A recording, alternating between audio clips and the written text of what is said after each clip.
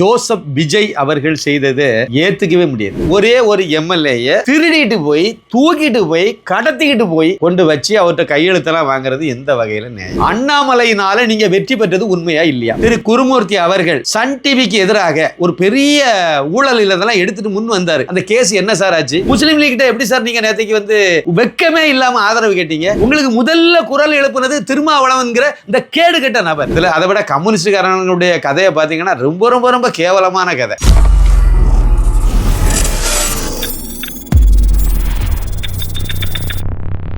சாமானியன் குரல் தேசியவாதிகளுக்கு எனது பணிவான வணக்கம்.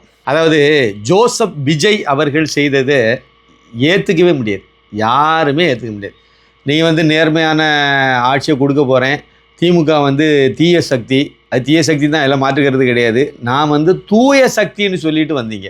வந்துட்டு பாஜக அதிமுக குறிப்பாக தேசிய ஜனநாயக கூட்டணியில் வெற்றி பெற்ற திரு டிடிவி தினகரன் அவர்களுடைய அம்மா மக்கள் முன்னேற்ற கழகத்தை சேர்ந்த ஒரே ஒரு எம்எல்ஏ, அந்த எம்எல்ஏ யாரை வீழ்த்திருக்காருன்னு பார்த்தீங்கன்னா, அண்ணாமலை அவர்கள் கோயம்புத்தூரில் பாராளுமன்ற தேர்தலில் தோற்றதுக்காக ரோட்டில் போட்டு ஆட்டை வெட்டினா பாருங்க, அதுக்கு பின்புலமாக இருந்த டிஆர்பி ராஜா.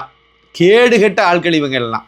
அரசியலுங்கிறது வேறு, ஆனால் அதுக்காக இந்த ஒரு ஆட்டை போய் வெட்டி ரோட்டில் போட்டு இது பண்ணி இதை இவ்வளோ தூரம் அசிங்கப்படுத்தி அண்ணாமலையை வந்து என்னென்ன ஆட்டை பிரியாணி போட போகிறோம் அப்படின்னு அவர் ஒரு அமைச்சராக இருந்தனால தான் இதை பண்ணீங்க. கடைசியில் அந்த மக்களை இன்னும் சொல்ல போனால் அதெல்லாம் திமுக கோட்டை, அவங்க அந்த தோல்வி அடைஞ்ச தொகுதியாக எல்லாமே. ஆனால் அந்த இடத்துல ஒருத்தர் வெற்றி பெற்று வந்திருக்காரு. அந்த ஒரே ஒரு எம்எல்ஏயை திருடிட்டு போய் தூக்கிட்டு போய் கடத்திக்கிட்டு போய் கொண்டு வச்சு அவர்கிட்ட கையெழுத்தெல்லாம் வாங்குறது எந்த வகையில் நியாயம்? இது வந்து தூய சக்திக்கு இலக்கணம் ஆகுமா? இது வந்து எவ்வளோ பெரிய கேவலமான வேலை. நான் என்ன கேட்குறேன் அப்படின்னா, உங்களுக்கு ஒரு மிகப்பெரிய ஒரு வாய்ப்பு அமைஞ்சிருந்து, இனிமேல் அமையுதான்னு தெரில, அமைஞ்சிருந்து என்னது அப்படின்னா, உங்களுக்கு ஒரு நேரடி எதிரி எனக்கு திமுக தான்னு சொல்லிட்டீங்க. 5 வருஷம் அவங்க தான் ஆட்சியில் இருந்தாங்க, பண்ண அட்டுழியத்துக்கு அளவே கிடையாது. அதுக்காக அதிமுக வந்து புனிதமான கட்சின்லாம் நான் சொல்ல வரல. ஆனாலும் அவங்க 5 வருஷத்துக்கு முன்னாடி பண்ணதுக்கு நிறைய சிக்கல்கள், நிறைய கேஸுகள் அதெல்லாம் ஒரு பக்கம் அலைஞ்சிட்டு இருக்காங்க. ஆனால் திமுக வந்து கடந்த 5 வருஷத்தில் பண்ண அயோக்கியத்தனத்துக்காக நீங்கள் அது எதிர்த்து தான் நான் அரசியல் பண்ண போகிறேன்னு சொல்லிட்டு வந்தீங்க. நல்ல விஷயம். அப்படி வெற்றி பெற்ற பிறகு உங்களுக்கு தனி மெஜாரிட்டி மக்கள் கொடுக்கல, உண்மை தானே? உங்களுக்கு வந்து வெற்றி கொடுத்தாங்க, ஆனால் தனியாக நீங்கள் ஆட்சி அமைக்கக்கூடிய அளவுக்கு உங்களுக்கு கொடுக்கல. அப்போது அந்த நேரத்தில் நீங்கள் என்ன முடிவு எடுத்திருக்கணும்? தேசிய ஜனநாயக கூட்டணி, இன்றைக்கி அந்த கூட்டணியில் உள்ள ஒரு எம்எல்ஏ, அப்புறம் பாஜகவில் வெற்றி பெற்ற போச்சராஜன் எம்எல்ஏ, இவங்களுக்கெல்லாம் வலை விரித்து இவங்களை தூக்கிட்டு போனோன்னு முடிவு பண்ணுறீங்களா?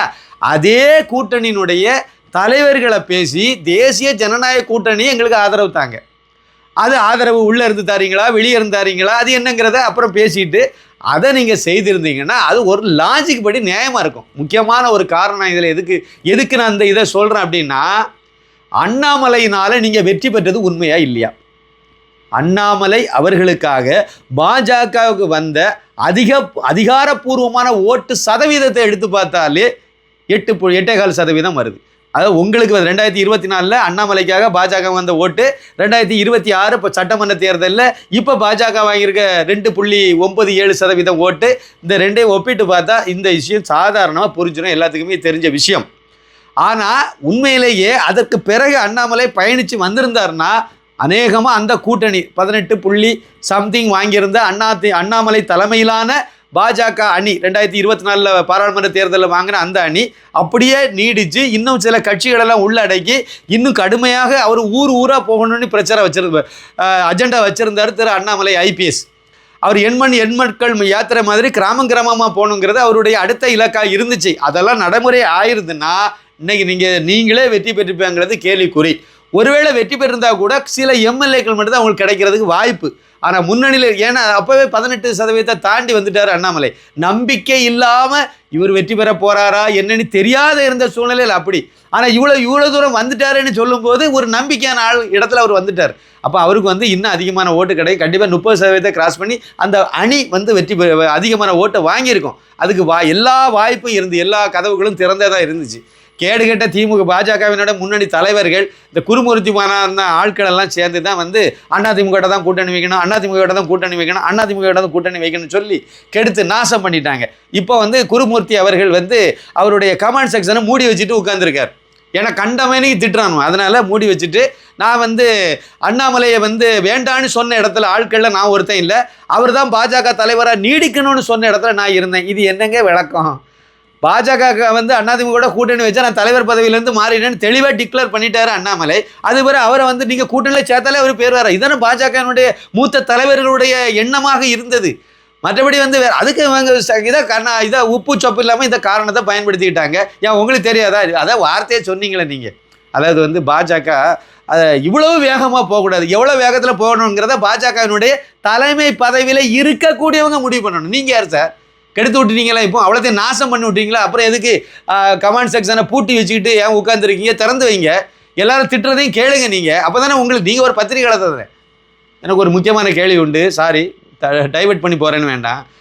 இந்த நபர் திரு குருமூர்த்தி அவர்கள் சன் டிவிக்கு எதிராக ஒரு பெரிய ஊழல் இதெல்லாம் எடுத்துகிட்டு முன் வந்தார். அந்த கேஸ் என்ன சார் ஆச்சு? நீங்களும் விலை போயிட்டீங்களா, இல்லை காம்ப்ரமைஸ் ஆகிட்டீங்களா, இல்லை என்ன தான் நடந்துகிட்டு இருக்கு? அதில் கொஞ்சம் அதே நீங்கள் துக்ளக்கில் எழுதுங்க, கொஞ்சம் நல்லா இருக்கும். அதனால நான் என்ன சொல்கிறேன் அப்படின்னா, அண்ணாமலைக்காக பாஜகவுக்கு வந்தவங்க வர இருந்தவங்க இதெல்லாம் சேர்த்து தானே சார் இன்னைக்கு நீங்கள் வந்து 108 இடத்த பிடிச்சிருக்கீங்க. அது அப்பட்டமாக உங்களுக்கு தெரியுமா சார்? குறைந்தபட்சம் 8.4% உறுதி செய்யப்பட்ட ஒரு நம்பராக இருக்குது. ஆனால் அதிகபட்சம் அது 15-20% உங்களுக்கு வந்திருக்கும்ல. அதனால வந்தவங்கிற அடிப்படையில் உங்களுக்கு கிடைச்சிருக்க வாய்ப்பு இருக்குல்ல. இது உங்களுக்கு யாருமே மறுக்க முடியாதுல்ல. அப்போ தேசிய ஜனநாயக கூட்டணி குறிப்பாக அண்ணாமலை இருக்கக்கூடியதுலேருந்து தானே அந்த மக்களே வந்து உங்களை அங்கீகரித்து கொண்டு வந்திருக்காங்க. நீங்கள் வந்து அருமனையில் உங்களுக்கு கிறிஸ்மஸ் விழா கொண்டாடினாங்க, பாதிரி கும்பல் எல்லா சபையில் உள்ளவங்களையும் உள்ளடக்கிட்டாங்க. நீங்களும் போய் முட்டங்காலெல்லாம் போட்டிங்க. உங்கள் கட்சிக்கு தான் நீங்கள் வந்து எல்லாம் பண்ண போகிறேன்னு சொன்னாங்க. கன்னியாகுமரி மாவட்டத்தில் ஒரு எம்எல்ஏ கூட உங்களுக்கு கிடைக்கலையே. அப்போ இங்கே உங்களை வச்சு நாடகம் மட்டும் நடத்திக்கிட்டு நீங்கள் வெற்றி பெற்றால் நாங்கள் தான் ஜபம் பண்ணுன்னு சொல்லிடலாம். நீங்கள் உங்களுக்கு கன்னியாகுமரி மாவட்டத்தில் ஒரு சீட்டு கிடைக்கலன்னு சொன்னால் எல்லாம் திமுக ஓட்டு போடுங்கன்னு சர்ச்சையில் சொல்லிட்டாங்க. திமுக தானே வந்து திமுக கூட்டணி தானே வந்திருக்கு. 5 இடத்துலையும் திமுக கூட்டணி அணி தானே வெற்றி பெற்றிருக்கு கன்னியாகுமரி மாவட்டத்தில். அப்போ ஒரு இடம் கூட உங்களுக்கு கிடைக்கலையே. ஏன்? இதுதான் நரித்தந்தனம், திருட்டு தந்தனம். உங்களுக்காக வேண்டி ஜபமும் பண்ணிவிட்டு அப்போ அந்த ஜபத்துக்கு வலிமை இல்லாமல் இல்லைன்னு சொல்லி ஒத்துக்கிட்டீங்களா? நீங்கள் இவ்வளோ வேலையும் பார்த்த நீங்கள் இதெல்லாம் செய்ததெல்லாம் தெரிஞ்சு இருந்தோம் நீங்கள் வந்து இப்படி செய்யலாமா? ஒரே ஒரு இது, பாஜக மதவாத கட்சியான். அது 18 வருஷமாக மத்தியில் ஆட்சியில் இருக்காங்க. எங்கேயாவது ஒரு மசூதியை இடிச்சிருக்காங்களா அவங்க? இல்லைன்னா எங்கேயாவது ஒரு சர்ச்சையை இடிச்சிருக்காங்களா? வெளிநாட்டில் இருந்து பாதிரி கும்பலுக்கு வரக்கூடிய அந்த சுபக போக வாழ்க்கைக்கு வெளிநாட்டு நிதியை வாங்கி கொள்ளையடிச்சு உட்கார்ந்துருந்து தின்னவனை காலி பண்ணிட்டார். அவ்வளோதான், அந்த நிதியை கட் பண்ணிட்டார். வேறு என்ன செய்தார் சொல்லுங்கள்? இந்த பாதிரியார் கும்பல் சொல்கிறத கேட்டுக்கிட்டு நீங்கள் இன்னைக்கு வரைக்கும் பாஜகனா எதிரி, பாஜகனா மதவாத கட்சி, முஸ்லீம் லீக்கிட்ட எப்படி சார் நீங்கள் நேற்றுக்கு வந்து வெக்கமே இல்லாமல் ஆதரவு கேட்டீங்க? இந்திய யூனியன் முஸ்லீம் லீக் காதர் மொய்தீன் அவங்ககிட்ட ஆதரவு கேட்டிங்களா இல்லையா? அது வந்து மதவாத கட்சியா இல்லையா? திருமாவளவன் ஜாதிய கட்சி நடத்துகிறாரா இல்லையா? யாரை வந்து நீங்கள் ஏமாற்ற பார்க்குறீங்க? அந்த கட்சியிலேருந்து வந்த ஆள் தான் ஆதவ அர்ஜுனன். அதாவது லாட்ரி அதிபர் மார்ட்டினுடைய மருமகனை கூட வச்சுக்கிட்டு நாங்கள் வந்து நேர்மையான ஆட்சி நடத்துவேன்னா எப்படி நடத்துவீங்க? அது பின்னாடி நம்ம பார்த்துக்குவோம். என்னுடைய கேள்வி என்னென்னா, பாஜக குறிப்பாக அண்ணாமலைக்காக பாஜக பக்கம் திரும்பிய ஓட்டெல்லாம் போட்டு தானே உங்களை வெற்றி பெற வச்சாங்க. அப்புறம் அந்த அணியில் உள்ள பாஜகவில் வெற்றி பெற்ற தனி எம்எல்ஏ, அப்புறம் வந்து திரு டிடிவி தினகரன் அவர்களுடைய அம்மா மக்கள் முன்னேற்ற கழகத்தினுடைய வெற்றி பெற்ற எம்எல்ஏ, இவங்களெல்லாம் கடத்திட்டு போகணும்னு நினைக்கிறீங்களே. இது பெரிய 420 வேலை தானே இது. அப்படி நீங்கள் செய்கிறதுக்கு அந்த கூட்டணியில் நீங்கள் பேசியிருக்கலாமே. எடப்பாடி பழனிசாமி எல்லாம் சேர்ந்த அந்த தேசிய ஜனநாயக கூட்டணி கூட நீங்கள் பேச்சுவார்த்தை நடத்தியிருக்கலாமே. நடத்தி நாங்கள் வந்து எல்லா தேசிய ஜனநாயக கூட்டணிட்டு நாங்கள் அங்கம் வகித்து நாங்கள் ஆட்சியை அமைக்க போகிறோம் அப்படின்னு அமைச்சிட்டு எங்கெங்கெல்லாம் நீங்கள் கொடுத்த தேர்தல் வாக்குறுதி எதுவுமே நிறைவேற்ற முடியாது நிதி இல்லாமல். அதுக்கு நிதிக்கு உங்கள்கிட்ட எதுவுமே இல்லை. நிதி வரணும்னா லாட்டரியை திறந்து விடணும், அப்போ கொஞ்சம் நிதி வரும். அதுலேயும் மோசடி தான் நடக்கும். சாராய கடையை இன்னும் கண்ணு மணி தெரியாமல் கூட்டணும், விபச்சார வீடியோ திறந்து விட்டிங்கன்னா வரும். வேறு எந்த வகையில் நிதி வரும்? அதுக்கு எதாவது வாய்ப்பு வச்சுருக்கீங்களா? ஒன்றும் கிடையாது. அப்படின்னா மத்திய அரசை அனுசரித்து போய் கொடுத்திருக்க தேர்தல் வாக்குறுதியில் ஒரு சிலவற்றையாவது நிறைவேற்றுறதுக்கு மோடியினுடைய மத்திய அரசனுடைய தயவை எதிர்பார்த்து ஒரு தொலைநோக்கு எண்ணத்தில் நீங்கள் மக்கள் நலன்தான் முக்கியம்னு நினச்சிருந்தீங்கன்னா அந்த ஆப்ஷனுக்கு போயிருப்பீங்களா? அந்த கூட்டணியில் உள்ள ஆதரவோடு நீங்கள் ஆட்சி அமைச்சிருக்கலாம்ல. அதை நீங்கள் நிராகரிச்சிட்டீங்க, வேண்டான்னு விட்டுட்டீங்க. ஆனால் கம்யூனிஸ்ட் படியேறி நீங்கள் நடந்து எதுக்கு நடந்தீங்க? நீங்கள் அவங்க திமுக கூட்டணியிலேருந்து வெற்றி பெற்ற ஆட்கள் தானே. அப்புறம் அதுக்கு எதுக்கு போனீங்க? எல்லாம் போயிட்டு அதெல்லாம் போங்க, அது என்னென்ன நாசமாக போங்க. ஆனால் பாஜக கூட்டணியில் தேசிய ஜனநாயக கூட்டணியில் வெற்றி பெற்ற எம்எல்ஏ பிடுங்கணும்னு நினைக்கிறீங்களா? இது எப்படி? இதைத்தான் கவர்னர் செக் வச்சார். கரெக்டாக அந்த மனிதர் உண்மையிலே அவருக்கு ஒரு பெரிய சல்யூட் அடிக்கணும். ஆர்.என். ரவி அவர்கள் இருந்திருந்தா கூட இதெல்லாம் செய்திருப்பாரான்னு எனக்கு தெரியல. அவர் போலீஸ் ஆஃபீஸர் கரெக்டாக செய்திருப்பார். சட்டப்படி கரெக்டாக சொல்லிட்டார்.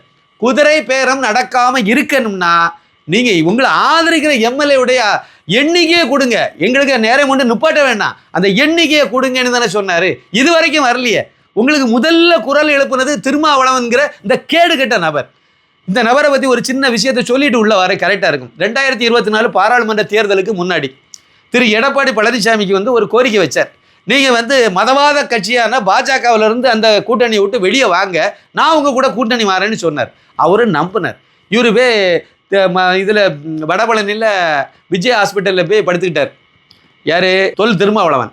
அவருக்கு எடப்பாடி பழனிசாமி ஃபோன் மூலமாக நலம் விசாரித்தார். இதெல்லாம் அந்த சமயத்தில் நடந்த நிகழ்வுகள். பிறகு என்னாச்சு? இவரை நம்பி, யார? இந்த எத்துவாளி திருமாவளவனை நம்பி அந்த எடப்பாடி பழனிசாமி வந்து பாஜக அணியிலேருந்து கூட்டணி முடிச்சுக்கிட்டு வெளியே வந்துட்டார்.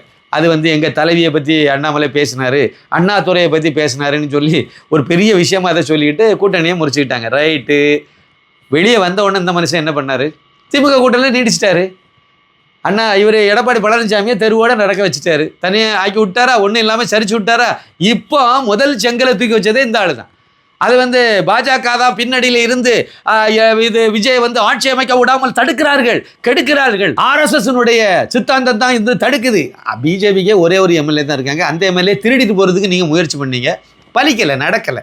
இவ்வளோத்தையும் பண்ணிவிட்டு இப்போ வந்து திருமாவளவன் சொல்கிறாரு, அது வந்து நாங்கள் வந்து ஆதரவு கொடுக்க போகிறோங்கிற மாதிரி இந்த பக்கமாக பில்டப் கொடுத்துக்கிட்டு 2 பேர் தான் இருக்காங்க எம்எல்ஏ. 2 பேருக்கும் ஒரு லெட்டரை கொடுத்தா முடிஞ்சு போச்சு. ஆனால் டிமாண்ட் என்னவா? அவரை வந்து துணை முதலமைச்சர் ஆக்கணுமா? யார? தொண்டர்களை வந்து 10 கேஸாவது நீங்கள் வாங்கியிருக்கணும்னு சொன்னார் பார்த்தீங்களா?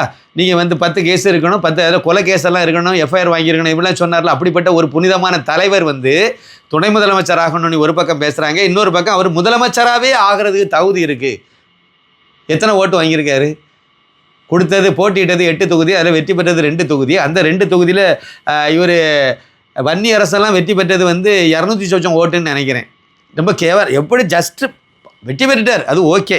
அந்த ஆள் தனி தொகுதியில் வந்து கிறிஸ்தவனாக இருக்கக்கூடிய இவர் நின்று போட்டிக்கிட்டு வெற்றி பெற்றிருக்கார். இந்த லட்சணத்தில் இவங்களுக்கு வந்து பிரதமர் பதவியாக கொடுத்தாலும் கொடுக்கணுமா? கேட்பாங்க. அமெரிக்க ஜனாதிபதியை கூட கேட்பாங்க. கேவலமாக இல்லையா? இன்னமும் அது முடியலை.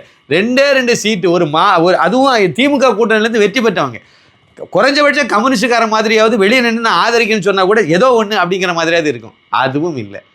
இவங்க என்ன செய்கிறாங்க? நாங்கள் வந்து தனியாக வச்சுருக்கோம், அது விஜய் தரப்பில் நாங்கள் தனியாக வச்சுருக்கோம் அப்படின்னு எல்லாம் உருட்டிக்கிட்டு இப்போ வந்து அமமுகவுடைய எம்எல்ஏ பிடுங்கி தூக்கிட்டு போய் அவங்கள வச்சு எழுதி வாங்கி அதையும் வந்து வீடியோ எடுத்துக்கிட்டு இப்போ அதை வெளியிட்டு அலைகிறாங்க. நீ குதிரை பேரம் பேசுனியா இல்லையா? அதுதான் இப்போ கேள்வி. அவரை தூக்கிட்டு வந்து உனக்கு அமைச்சர் பதவி தாரேன்னு சொன்னீங்களா இல்லையா? அதுதானே.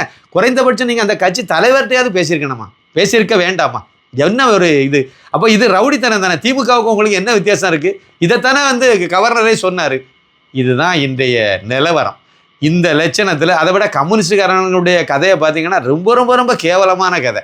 அதாவது திமுகவில் உறவாக தான் இன்னமும் இருக்காங்களாம், ஆனால் வந்து விஜய்க்கு ஆதரவும் செய்வாங்களே. இது என்ன கணக்கு? அப்போ திமுக போட்ட பிச்சையில் தான் விஜய் வந்து இப்போ முதலமைச்சர் ஆக போகிறார். ஆகனால் ஆவாரா இல்லையான்னு எனக்கு தெரியல. இன்றைக்கு உள்ள சூழ்நிலையெல்லாம் பார்க்கும்போது அவர் ஆனார்னா அது வந்து திமுக போட்ட பிச்சை, நான் தான் வச்சுருக்கேன் அப்படின்னா என்ன அர்த்தம்? திமுக அமைச்சர்கள் இந்த 5 வருஷத்தில் செய்த ஏதாவது ஒரு ஊழலை உங்களால் கிளற முடியுமா? கிளறுவீங்களா? சேகர்பாபு வந்து கோவிலில் நகையெல்லாம் உருக்கி கொள்ளையடிச்சு அது எத்தனை 1000 கோடியை காலி பண்ணி வச்சுருக்குன்னு தெரியாத, அதுக்குள்ளே நீங்கள் மூக்க நுழைப்பீங்களா? நுழைக்க மாட்டீங்க. இவ்வளவுத்துக்கும் காரணம் உங்களுக்கு அந்த மத வெறிங்கிறத தவிர வேறு எதுவுமே கிடையாது. இவ்வளோத்தையும் பண்ணிவிட்டு இது இப்போ சோசியல் மீடியாலெல்லாம் பரவாயில்ல, சோசியல் மீடியாலாம் டிக்ளரே பண்ணிட்டாங்கல்ல. அதாவது வந்து இவங்க தரப்பில் இருந்தால் அதையும் கிளப்பி விட்டு தமிழகத்தின் முதல் கிறிஸ்தவ முதலமைச்சர் ஜோசப் விஜய் அவர்கள் பதவியே இருக்கிறார். அதான் இழுத்துட்டு இடகு. அப்போ நீங்கள் இதை வந்து முதலே சொல்லியிருக்கணும். எலெக்ஷனுக்கு முன்னாடியே தமிழகத்தில் முதல் கிறிஸ்தவ சிஎம்மாக வரக்கூடிய ஜோசப் விஜய் அவர்களுக்கு ஓட்டு போடுங்கன்னு சொல்லணும். அப்படி சொன்னீங்கன்னா உங்களுக்கு ஒரு அதில் ஒரு தர்ம நியாயம் இருக்குன்னு எடுத்து கொஞ்சம் குறைந்தபட்சமாக உங்கள்கிட்ட ஒரு இது இருக்குன்னு எடுத்துக்கலாம். ஆனால் நீங்கள் அவ்வளவு இதையும் பண்ணிட்டு தேர்தல் முடிந்த வரைக்கும் எந்த இந்து கோயில் பக்கமும் எட்டி பார்க்காம ஓட்டுப்பதிவு முடிஞ்ச பிறகு திருச்செந்தூர் முருகன் கோயிலில் ஒரு ட்ராமா பண்ணிட்டு அதுமாதிரி வேறு கோயில்களுக்கும் போயிட்டு திருசாவை இன்னொரு கோயிலுக்கு திருத்தணிக்கு அனுப்பி விட்டுட்டு இதெல்லாம் பண்ணி வச்சு ஒரு ட்ராமா பண்ணிட்டு இப்போ வந்து கவர்னரை பார்க்கும்போது நேற்றைக்கு திடீர்னு நெத்தியில் பொட்டு வச்சுட்டு குங்குமம் போட்டு கவுண்டராக மாறிட்டியே. ஏன் சார் அரசியலுக்கு வந்த பிறகு நடிக்க தான் செய்யணுமா? நீங்கள் கிறிஸ்தவங்கிறது எங்களுக்கு தெரியும் சார், ஜோசப் விஜய்ங்கிறது நீங்களே டிக்ளேர் பண்ணிட்டு சந்தோஷம். அது கிறிஸ்தவர் தான் தெரிஞ்சு தான் இந்துக்கள் எல்லாம் உங்களுக்கு ஓட்டு போட்டிருக்காங்க. ஒரு மாற்றம் வராதா, ஏதாவது நல்லது நடந்து அதுக்கு இது பரவாயில்ல, ஏதாவது ஒன்று செய்யட்டும் அப்படிங்கிற மாதிரி ஓட்டு போட்டிருக்காங்க. அதானே உண்மை. கிறிஸ்தவர் தெரிஞ்சே தானே உங்களுக்கு ஓட்டு போட்டிருக்காங்க. எல்லாரும் ஓட்டு போட்டவங்க எல்லாரும் அதை நம்பி தானே ஓட்டு போட்டிருக்காங்க. எதுக்கு சிவப்பு கயிறை கையில் கட்டி நெத்தியில் பொட்டு வச்சு நான் இன்னும் இந்துக்காரன் எதுக்கு வேஷம் போடணும்? நீங்கள் கிறிஸ்தவங்களே எல்லாத்துக்கும் தெரியும். உங்களுடைய செயல்பாடு மூலமாக எல்லோருக்கும் பொதுவான முதலமைச்சராக பொதுவான நபராக இருப்பேங்கிறத நிரூபிங்க. அது போதும். இந்து கோயிலில் இருந்து அரசாங்கத்தை வெளியே தள்ளுங்க. இந்து கோயில் புனிதத்தை கெடுக்கிற வேலையை நீங்கள் செய்யாதுங்க. ஆனால் நீங்கள் திமுகவினுடைய ஆதரவில் கம்யூனிஸ்டினுடைய அவங்க அங்கேருந்து கொடுத்து விட்ட அஜெண்டாப்படி வந்து நிற்கிறாங்க. நீங்கள் அதெல்லாம் செய்ய முடியுமாங்கிறத யோசிங்க.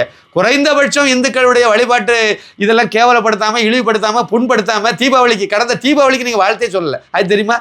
அந்த அளவுக்கு வெறி தலையில் உச்சந்தலையில் உட்கார்ந்து இருக்கான். கிறிஸ்தவம் பார்த்தா வெறி அப்படி உச்சந்தலையில் இருக்குது வச்சுக்கிட்டு நீங்கள் வந்து எல்லாம் ஆட்சி பண்ணுங்கள். உங்கள் மக்கள் ஓட்டு போட்டாச்சு, எல்லோரும் போட்டிருக்காங்க.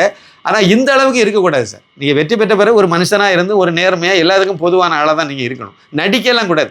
நடிப்பு தேவையில்லை. என்னைக்காவது மோடி நடிச்சிருக்காரா? நான் இந்துக்காரன் அவ்வளோதான். எங்கேயாவது போய் கிறிஸ்தவ சர்ச்சில் போய் கிறிஸ்தவ மாதிரி வேஷம் போட்டு மசூதியில் போய் இருந்து குல்லாவை வச்சுட்டு நான் முஸ்லீம் மாதிரி வேஷம் போட்டு ஏதாவது பண்ணியிருக்காரா? கிறிஸ்மஸ் விழாவில் கலந்துக்குவார். ஒரு மனுஷனா நான் கூட கலந்துருக்கேன். அதேமாதிரி போவார், கலந்துருக்கார், அவ்வளோதான். அதேமாதிரி முஸ்லீம்களையும் எல்லாத்தையும் அரவணைக்கிறார். அது வேற. ஆனால் நான் அவங்களுடைய ஓட்டுக்காக குல்லா வச்சு கஞ்சி குடிச்சு ஏமாற்ற வேண்டிய அவசியம் இல்லைங்கிறது அவர். அதேமாதிரி நீங்கள் கிறிஸ்தவராக இருந்துருப்போங்க, அது ஒன்றும் பிரச்சனை இல்லை. நீங்கள் எங்கே இந்து கோயிலுக்கு போகணுன்னு அவசியமெல்லாம் கிடையாது. அப்படியெல்லாம் அப்படி போய் தான் நீங்கள் வந்து இந்துக்காரங்களை திருப்திப்படுத்துங்க அவசியம் கிடையாது. இந்துக்களுக்கு எதிராக பாகுபாடு இல்லாமல் இருந்தால் போதும். மனுஷங்களாக எல்லாத்தையும் மதிச்சா போதும். சிறுபான்மையினங்கிற பேரில் கிறிஸ்தவங்களுக்கும் முஸ்லீம்களுக்கும் வாரி வாரி வாரி வாரி வாரி வாரி கொடுத்துக்கிட்டு இந்துக்களை வந்து கண்டுக்காம தெருவில் விடுறீங்களா? அந்த மாதிரி செய்யாதுங்க. அவங்களையும் மனுஷனாக மதிங்க. எங்களையும் இந்துக்காரனையும் நல்ல ஒரு பிரஜையாக நீங்கள் ஏற்றுக்கிடுங்கிறது தான் எங்களுக்கு தேவையை ஒழிய மற்றபடி நீங்கள் இந்த வேஷமெல்லாம் போட வேண்டாங்கிறது தான் என்னுடைய கருத்து. இன்னும் நிறைய விஷயங்கள் இன்றைக்கி நடக்கக்கூடியதெல்லாம் வச்சு நம்ம நாளைக்கு பட்டபடி நம்ம பேசுவோம். இதில் ஒரு சின்ன வேண்டுகோள் நம்முடைய நேயர்களுக்கு. அதாவது என்ன அப்படின்னா, நம்ம இந்துடா படத்தை இது வரைக்கும் பார்க்காதவங்க கண்டிப்பாக அவசியம் பாருங்கள். பிறகு பார்க்கலாம். டைம் இல்லை அப்படிலாம் நினைக்காதுங்க. கண்டிப்பாக பாருங்கள். பார்த்தீங்கன்னா நான் ஏன் சொல்கிறேங்கிறது புரியும். பார்த்தவங்க உங்களால் இது வரைக்கும் உங்கள் வாலண்டரி கான்ட்ரிபியூஷன் உங்களால் முடிஞ்ச நிதி உதவியை வந்து நினச்சும் பண்ண முடியலை அப்படி இருக்கிறீங்கன்னா கண்டிப்பாக நான் 2 நம்பர் தரேன். 9094239666 இது ஒரு நம்பர். இன்னொரு நம்பர் 9092345641 இது இன்னொரு நம்பர். இந்த 2 நம்பரும் ஜிபே நம்பர், ஃபோன்பே நம்பர் எல்லாமே இருக்குது. நீங்கள் இந்த நம்பருக்கு நீங்கள் உங்களால் முடிஞ்ச நிதியை நீங்கள் இது பண்ணலாம். இல்லைனா ஒரு QR கோடு தரோம். அந்த QR கோடு மூலமாகவும் நீங்கள் ஸ்கேன் பண்ணி நீங்கள் வந்து உங்களால் விருப்பப்பட்ட உதவியை நீங்கள் வந்து முடிஞ்ச உதவியை நீங்கள் தாராளமாக செய்யணும்னு நான் வேண்டுகிறேன். இது வரைக்கும் ஒரு 12.5 லட்சத்தை தாண்டி வந்திருக்கு. நேற்றைக்கெல்லாம் சுத்தமாக ரொம்ப கம்மியாகி போச்சுது. நான் ஒரு 85 லட்சம் ரூபா வரைக்கும் நம்ம செலவு பண்ணியிருப்போம். ஒரு 100கணக்கான பேர் இதுக்கு நிதி பங்களிப்பு பண்ணியிருப்பாங்க. அவங்களுக்குலாம் திருப்பி கொடுக்கணுங்கிற முயற்சி தான். 1 கோடி அளவுக்கு நமக்கு எதிர்பார்த்தோம். ஆனால் இது வரைக்கும் ஒரு 12.5 லட்சத்துக்கு இன்றைக்கி ஒரு 25,000 ரூபா வேணால் வந்திருக்கலாம். 13 லட்சம் கூட நீங்கள் வச்சுடுங்க அதிகபட்சமாக. அவ்வளோதான் வந்திருக்கும். நம்ம இது பத்தாது. கண்டிப்பாக நீங்கள் உதவணுங்கிறத நான் ஒரு கோரிக்கையாக வச்சு கேட்டுக்கிறேன். அவசியம் நீங்கள் இந்த படத்தை பாருங்கள். டிஸ்கிரிப்ஷனில் கூட நம்ம அந்த லிங்கை கொடுக்க சொல்கிறேன். கட்டாயம் நீங்கள் பார்க்கணும். நன்றி, வணக்கம்.